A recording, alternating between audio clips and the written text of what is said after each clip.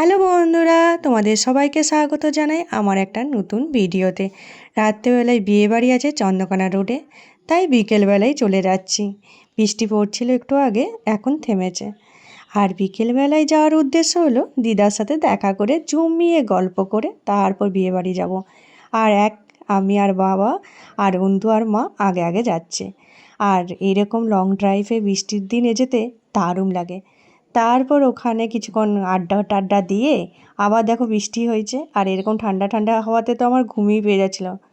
তারপর আমরা রেডি হয়ে বেরিয়ে পড়েছিলাম বিয়েবাড়ি যাওয়ার উদ্দেশ্যে। আর রাত্রেবেলায় রাস্তাগুলো কি দারুণ লাগে না? মনে হয় তো চলো লং ড্রাইভে বেরিয়েই পড়ি। এত সুন্দর লাগে আমার রাত্রেবেলায় রাস্তাগুলো। তোমাদের সাথে কথা বলতে বলতে দেখো পৌঁছেও গেলাম বিয়েবাড়িতে। বিষ্ণুপুরিয়া গেস্ট হাউস, দারুণ জায়গাটা, আর এত সুন্দরভাবে সাজিয়েছে। বৃষ্টিটা যদি না হতো তাহলে আরও সুন্দর লাগতো। দারুণ লাগছিল, সত্যি বলছি, পরিবেশটা এত সুন্দর ছিল। আর যতটা পারবো তোমাদেরকেও দেখানোর চেষ্টা করব। তারপর ওই যে আমাদের ছবি তোলার পালা। সবাইকে তো দেখানোই হলো না আমি কীরকম সেজেছি। দেখে নাও আমি কীরকম সেজেছি আর সবাই কীরকম সেজেছে। এটা কিন্তু ঝটপট কমেন্ট করে জানাতেই হবে আমাদের চারজনকে কীরকম দেখতে লাগে। বিয়েবাড়িতে ছবি কিন্তু মাস্ট, যাই করো না কেন, খাওয়া দাওয়া আর ছবি তোলা এগুলো কিন্তু মাস্ট থাকেই আমাদের সবারই লাইফে, তাই না? তাই ইচ্ছে মতো করে আগে আমরা ছবি তুলে নিয়েছিলাম। যেহেতু বৃষ্টি পড়ছিল তাই ভিড়টা সেরকম থাকেনি, কিন্তু তারপরে মানুষজন বৃষ্টিটা বন্ধ হওয়ার পরে এসেছে। আর যাওয়ার শুরুতেই যখন এরকম কোল্ড ড্রিঙ্কস থাকে, আর আমি তো কোল্ড ড্রিঙ্কসে পাগল, সেটা তোমরা আশা করি ভিডিও দেখে বুঝতেই পেরে গেছো। তো এরকম কোল্ড ড্রিঙ্কস ছিল।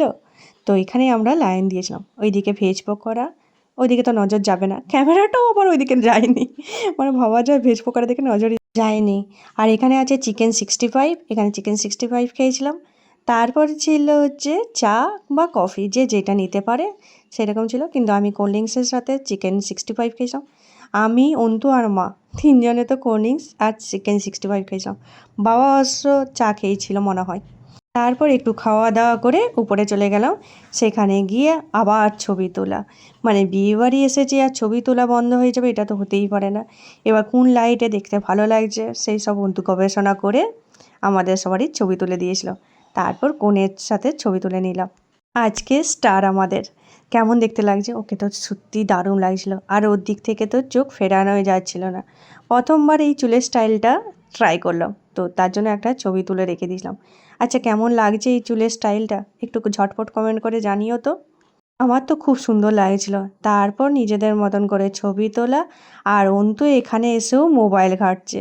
কী করবে, কিছু করার তো নেই।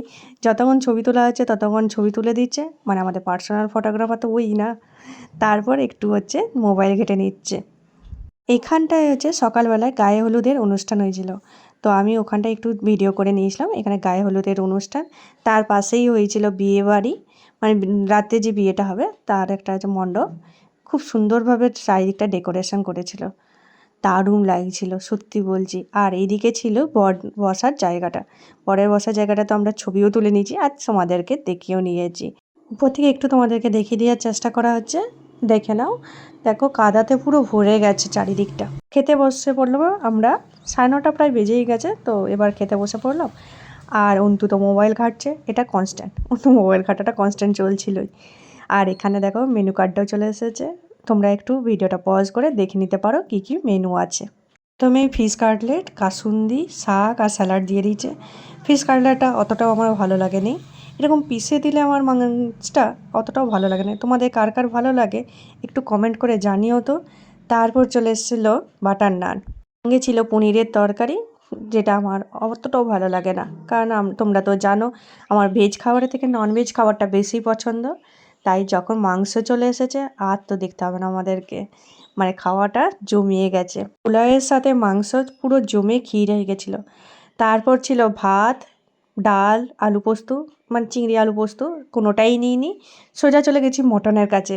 মটন আর পোলাও, এই কম্বিনেশনটা আমার এত দারুণ লাগে কি বলবো, খেতে দারুণ লাগছিল। তারপর দই, মিষ্টি, চাটনি এগুলো ছিলই, কিন্তু এগুলো ভিডিও করা হয়নি কারণ এত তাড়াতাড়ি করছিল আর ভিড় প্রচুর হয়ে গেছিলো। ওই যে রাত হয়ে গেছিলো তো ভিড় হয়ে গেছিলো। খেয়ে উঠে উপরে এলাম, দেখলাম বরযাত্রী আসছে, তো একটু জানলা থেকে দেখে নিলাম বরযাত্রী। বর অবশ্য দেখা হয়নি, কারণ গাড়ি থেকে নামতে নামতেই আমরা আবার বাড়ির উদ্দেশ্যের দিকে রওনা হয়ে গেছিলাম, তাই বর দেখা অতটাও হয়নি। বাড়ি আসার আগে ফুচকাটা ট্রাই করা হয়নি, ভেবে হচ্ছে মন খারাপ লাগছিলো, তো আমি আর অন্তু চলে গেছিলাম লাস্টে ফুচকাটা ট্রাই করতে। আর তারপর মৌলির সাথে দেখা হয়ে গেছিলো। রিলেটিভসদের সাথে দেখা করার মজাটাই আলাদা বিয়েবাড়িতে গিয়ে। আর ওদের জন্যই আমাদের এতটা দেরি হয়ে গেছিলো রাত্রেবেলায়, নাহলে আমরা অনেকক্ষণ আগেই বাড়ি চলে আসতাম। কিন্তু প্ল্যান ছিল যে আজকে রাতটা হচ্ছে মামা বাড়িতে ঘুমাবো, কালকে সকালবেলায় ঘুম থেকে উঠে বাড়ি চলে আসবো। কিন্তু প্ল্যান তো আমাদের সবসময় চেঞ্জ হতে থাকে, যাই ভাবি তার উল্টো আমরা করে আসি। সকালবেলায় ঘুম থেকে উঠে যাব বলে পুরো রেডি, ড্রেস ফ্রেস পরা হয়ে গেছে, তারপর বৃষ্টি পড়ছে আর দিদা সেজক মামা কিছুতেই ছাড়বে না ভাত না খাইয়ে। তো ভাত খেয়ে দিয়ে আসার পথটা ধরে নিলাম। চলো ভিডিওটা শেষ করি। ভিডিওটা ভালো লাগলে লাইক শেয়ার কমেন্ট করো। আর প্রথমবার আমার চ্যানেলে আসলে প্লিজ আমার চ্যানেলে একটা সাবস্ক্রাইব করো। আর ভিডিওটা দেখে কেমন লাগলো সেটা কমেন্ট করে জানিও কিন্তু। Thank you for watching guys, tata.